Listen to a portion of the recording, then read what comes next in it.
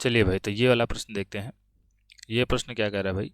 ये प्रश्न कह रहा है कि यदि कॉस थीटा बराबर 4/5 हो तो sine theta into cos theta, sine theta cos theta और प्लस tan स्क्वायर थीटा का मान बताना है। ठीक भाई, तो आपको पता होगा कि कॉस थीटा बराबर क्या होता है भाई?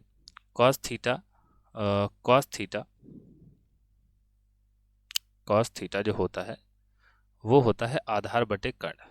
ठीक है, और कॉस थीटा का मान दिया क्या गया है? कॉस थीटा का मान दिया गया है 4/5। इसका मतलब आधार का मान जो है वो 4 है और जो कर्ण का मान है वो 5 है। ठीक है, तो सबसे पहले यहाँ पर लंब और निकाल लेते हैं, है ना, क्योंकि हमें आधार, कर्ण और लंब अगर तीनों पता चल गए तो भाई हम कोई सा भी थीटा निकाल सकते हैं, यानी कि कोई सा भी त्रिकोणमितीय मान निकाल सकते हैं। ठीक, तो यहाँ पर अगर हम लंब निकालना चाहेंगे तो लंब बराबर क्या हो जाएगा? अंडर रूट कर्ण स्क्वायर माइनस आधार स्क्वायर। ठीक, तो कर्ण क्या है भाई? 5, तो 5 का स्क्वायर, और आधार है 4 तो 4 का स्क्वायर, है ना। तो ये हो जाएगा 25 माइनस 16 और ये आ जाएगा अंडर रूट 3, नहीं अंडर रूट 9, तो ये आ जाएगा 3। इसका मतलब भाई लंब का मान क्या आ गया? लंब का मान आ गया 3। ठीक, अब देखिए हम कोई सा भी मान निकाल सकते हैं। हमें मान निकालना है साइन थीटा और इंटू कॉस थीटा और plus tan square theta, tan square theta, है ना।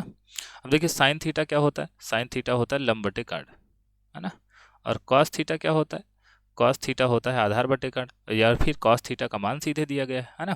और या तो एक और काम आप कर सकते हैं, यहाँ पर साइन थीटा, tan थीटा और कॉट थीटा के साइन थीटा, tan थीटा और कॉस थीटा का मान निकाल के रख लेते हैं, है ना। तो एक काम कर सकते हैं कि यहाँ पर निकालेंगे साइन थीटा। साइन थीटा क्या होता है? लंब बटे कर्ण, है ना। तो लंब का मान क्या आया है? लंब का मान 3 है और कर्ण का मान क्या है? 5 है, तो साइन थीटा हो गया 3/5। इसी तरीके से tan थीटा, है ना, tan थीटा होता है लंब बटे आधार, है ना। tan थीटा होता है लंब बटे आधार, तो लंब क्या आया है? 3 और आधार क्या है भाई? आधार है 4। ठीक, अब मान रख देते हैं, है ना। अब मान रख देते हैं, झंझट ही खत्म कर दिया हमने। तो साइन थीटा है 3/5 और कॉस थीटा कितना है? ये दिया गया था 4/5, है ना, plus tan theta, tan square theta है, तो ये हो जाएगा 3/4 का होल स्क्वायर। ठीक, तो यहाँ से ये हो जाएगा 3 चौक 12 और 5 25, और ये हो जाएगा 3 त्रिक 9, 4 चौक 16।